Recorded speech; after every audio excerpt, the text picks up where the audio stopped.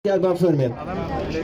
ئاگەوانی خۆشەویست وەکو ئاگادارن دەوڵەتی تورکیای فاشیست دوور لە هەر بەها پرینسیپێکی ئەخلاقی ئینسانی دوور لە بنەما سەرچیەکانی جارنامەی گردنی مافەکانی مرۆڤ دوور لە حسابکردن بە مافی دراوسێتی بەردەوام لە ناوخۆی تورکیا و باکووری کوردستان یاخود لە ڕۆژاوای کوردستان و چ لە باشووری کوردستان خەریکی پەلامار و کوشت و بڕ و سەرکوتکردنە هەمووان بە یەک چاو دەبینێت و تەنها کوردنمان بەسا بۆ پەلاماردارمان جیاوازی لە نێوان خەڵکی سڤیل و چەکدار ناکات جیاوازی لە نێوان حیزبی سیاسی مۆڵە پێدرا و مەدەنی لەگەڵ هێزێک ناکات کە چەکی هەڵگرتووە و خەبات بۆ ڕزگاری گەلەکەی دەکات هەمووان سەرێکانی و ئەفرینمان بینی هەمووان پەرلەمانتارانی هەدەپە و سەرۆک شارەوانەکان دەبینین چۆن دەگیرێن و لە کونجی زیندان راون ڕێگا لە هەر ئازادی خوازێک دەگرن ئەدیب نووسەر ڕۆژنامە نووس و پارێزەر سەرجەمکینی جۆشەکانی گەرەکەمان لەبەردەم هەرەشەدان ئێستاش بە بیانووی ڕاوەدونانی پەکەکە و بنبرکردنی چیرۆر بەردەوام خەریکی هێرشکردنە بۆ سەر باشووری کوردستان پەلاماری هەموو شتێک دەدات دار و بەردی کوردستان خەڵکی زڤیل دەکوژن دارستان دەسووتێن و دەبرن و دەیدزن و گوند و ڕز و باغ دەسووتێنن ئاژەڵ و مەڕووماڵەت دەکوژن و چەکی کیمیایی و فسفۆر و قەدەغەکراو بەکاردەهێنرێت بە تایبەتیش دوای ناساندنی کوشتوبڕی ئەرمەنەکان و نزیکبوونەوە لە یادی 100 ساڵەی لۆزان و ئەگەری دابەشکردنەوەی ناوچەکە دەیانەوێت دیسانەوە کورد بەدەستی بەتاڵ بێتە دەرەوە هێشتا ڕێکەوتنی هەرسێ دەوڵەتی عێراق تورکیا ئێران بەردەوامە لە ڕێگەدان بە بەزاندنی سنوورەکان بە ناوی ڕاوەدونانی هێزەکانی ئۆپۆزیسیۆنی یەکتری ئەوەی کارەسات بارترە ئەوەی کە ئەم هەموو ڕووداوانە بەبەردەم ڕایگشتی جیهانی و زل هێزەکانی جیهان و ئەوروپا و ناتۆ و بەچەکی ناتۆ ڕێکخراوەکانی چاودێری مافی مرۆڤ و ئەمنستی ئینتەرناسیۆنال و نەتەوە یەکگرتوەکان و ئەنجومەنی ئاسایش حکومەت و ئەنجومەنی نوێنەرانی عێراق و هەرێم ئەنجام دەدرێن و کەسیش ورتە ناکات و خۆی ناکات بەخاوەنی ئێمە لە حیزبی زەحمەتکێشانی کوردستان زۆر بە توندی دانێ ئەم پەلامار و داگیرکاریە دەکەین و داواکارین کە سەرجەم هێز و لایەنە سیاسەکان کێشە و جیاوازی سیاسی و ئایدۆلۆژیەکانیان و ناوکۆچەکانیان بخەنەلاوە کاتێک ریزی و بەگشداچوونەوەی داگیرکەران و پیلانە گڵاوەکانیانە بە هەر شێوازێک بەمان دەگونجێت لە هاتنە سەر شەقام و هەر جۆرە هاوکاری کۆمەچێک بە ئەرچی دەستگاکانی ڕاگەاندن و نووسەر و ئەدیب و ڕۆشنبیرانی ئەم وڵاتەمانی دەزانین کە لە ئاستی بەرپرسیارەتی مێژووی ئەخلاقیان دابن و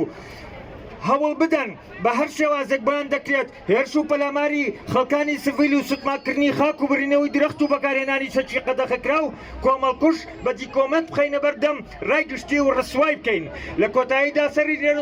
ڕێز و نەواشش بۆ سەر جەم شەیدانی گەلەکەمان دادەنەوێنین و سەرکەوتن بۆ خەباتی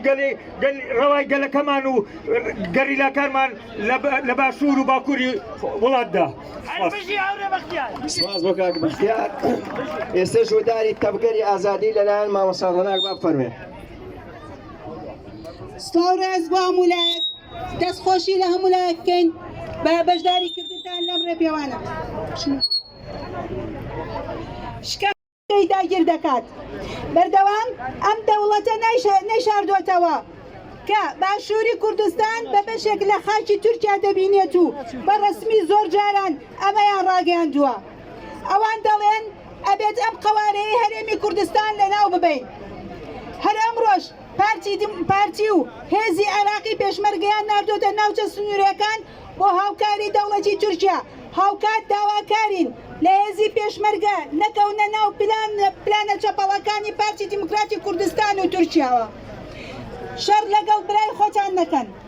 جێگەی ئاماژە پێکردنە سەرەڕای ئەوەی گەلەکەمان بەدەست هەژاری و نادادی و گەندەڵی و شکستی ئەم حکوومەت و حکومڕانانەوە دەناڵێنێت هاوکات داگیرکاری و دەستدرێژیەکانی تورکیاش ئەو داگیرکاریانە و ببینە پاڵپشتی بەشی مانەوی و بزودنەوەی گەلەکەمان کە لە ئێستادا بە خوێنی خۆیان سنوورەکان لە دەستدرێژیەکانی تورکیا دەپارێزن هاوکات دەبێت هەرچی زووە ڕای نێودەوڵەتی لە ئاست ئەو پێشێرکاریانە بێتە دەنگ و ڕێگە نەدرێت لەوە زیاتر سنوورەکان تێپەڕێنرێت دەبگەری ئازادی کۆمەڵگەی کوردستان دەستەی هاوسەرۆکایەتی 6/6/2021 بێژی بەرخۆدانی گەریلا بێژی بەرخۆدانی گەریلا بێژی بەرخۆدانی مەتینان بێژی بەرخۆدانی مەتینان ئەردۆغانی درندا کۆتای نایە ئەم کوردە ئەگەر یەک کورد بمێنێ ئەردۆغان ئەتخنکێنێ ئەتا تورکی گۆڕ بە گۆڕ ئەردۆغان ئەخەینە گۆڕ ئەردۆغانی تیرۆرێر قەندیل ئەکەینە گۆڕێت ئەگەر نەیەیتە سەرخەت منت نزیکە لە پەت لەشکرەکەی ئەردۆغان لە کۆتایی مەرگدان کاتێ لە قورعەت شەقن پێیان پێنێن بە بدەقن ئەردۆغان مرۆڤ نییە ستەمکار و درەندەیە ئەردۆغان مەغۆلیە لە هۆزی کۆچەریە پاشماوەی عوسمانیە هیچ و پوچ و خوێڕیە ئەی بڕێ دارستانمان وێرانی کرژینگەمان لۆتی چەقخۆی عەنادۆڵ لێدەری دەفو دەهۆڵ ئەتکەینە پەندی زەمان واز بێنە لە میلەتمان ئاخری ئەو ڕۆژە هەردێ دەمت بە قورسواغە درێ ئەردۆغان دوا ڕۆژەکەی سێدارەیە حوکمەکەی ئەردۆغان لەناو ئەچی لە دەستی کوردە ناچی